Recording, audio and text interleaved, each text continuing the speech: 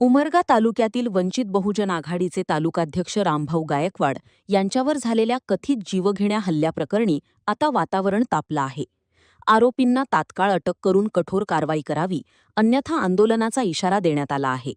या संदर्भात जिल्हाधिकारी आणि तहसीलदारांना दिनांक 25 मे रोजी निवेदन देण्यात आलंय.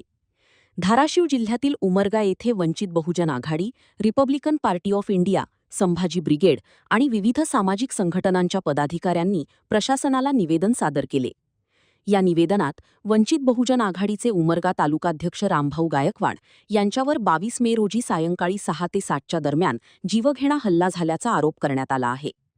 जयशंकर उर्फ विक्की कांबळे, संघर्ष कांबळे आणि पंचशिला कांबळे यांनी लोखंडी रॉड, चप्पल आणि काठीने हल्ला करून जीवे मारण्याची धमकी दिल्याचा आरोप निवेदनात करण्यात आला आहे. दरम्यान हा वाद एका तरुणीच्या छळ प्रकरणातून निर्माण झाल्याचंही निवेदनात नमूद करण्यात आलं आहे. संबंधित तरुणीला मानसिक त्रास देणे, मोबाईल हिसकावून घेणे आणि धमक्या देण्याचे आरोप करण्यात आले आहेत. रामभाऊ गायकवाड यांनी पीडित मुलीला मदत केल्याच्या रागातूनच हा हल्ला करण्यात आल्याचा दावा निवेदनकर्त्यांनी केला आहे.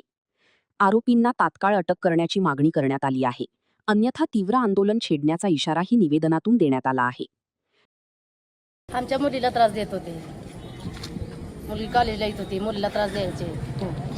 माझी मुलगी म्हणजे माझ्या दिराची मुलगी इथं कॉलेजला येत होती उमरग्यात. त्यांनी त्या मुलांनी काही छेडछाड केली, काय केले, हे असं प्रकरण वाढलं. लग्न मोडलं, 1 ते 1.5 लाखापर्यंत आमचा खर्च झाला.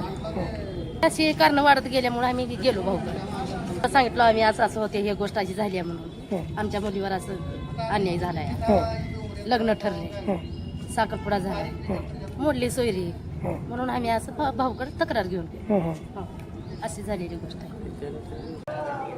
रामभाऊ गायकवाड हे एक सामाजिक कार्यकर्ते असून ते वंचित बहुजन आघाडीचे तालुका अध्यक्ष आहेत. आणि आम्ही कार्यकर्ते म्हटलं की अनेक गोष्टी आमच्याकडे येत असतात. कोणावर अन्याय वगैरे झाला, अत्याचार झाला, आणि तेव्हा आम्ही कोणाची पर्वा न करता ते आम्ही प्रकरण मिटवायचा प्रयत्न करतो, सगळेच कार्यकर्ते, सगळ्याच पक्षातले.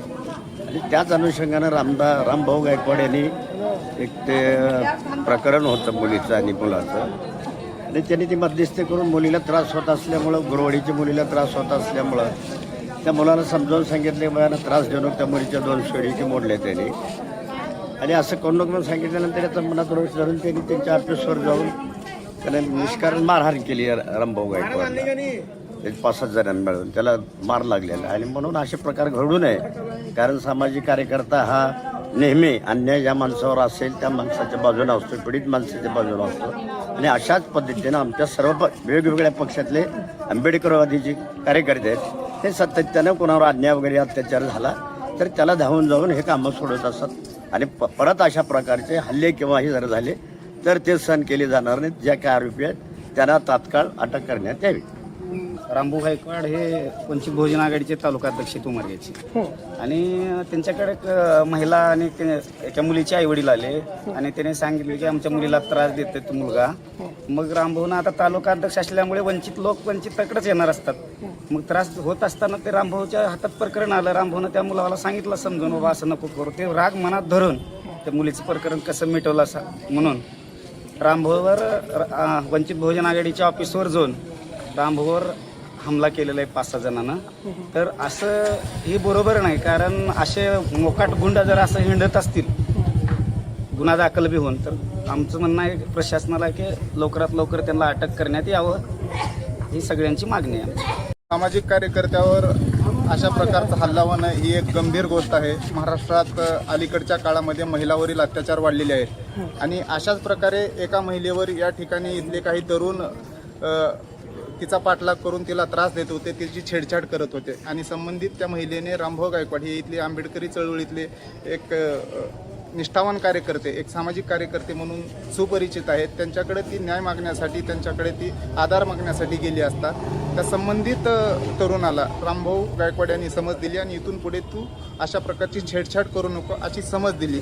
आता सामाजिक बांधिलकीतून केलेल्या या कार्याची काय दखल प्रशासनाने घ्यायला पाहिजे होती, पण प्रशासनानं त्याची दखल घेतली नाही. त्या समज दिलेल्याच कार्यकर्त्यांनी रामभाऊवर हल्ला केला, रामभाऊला गंभीर प्रकारची दुखापत केली आणि रामभाऊच्याच विरोधात खोटा गुन्हा दाखल केला.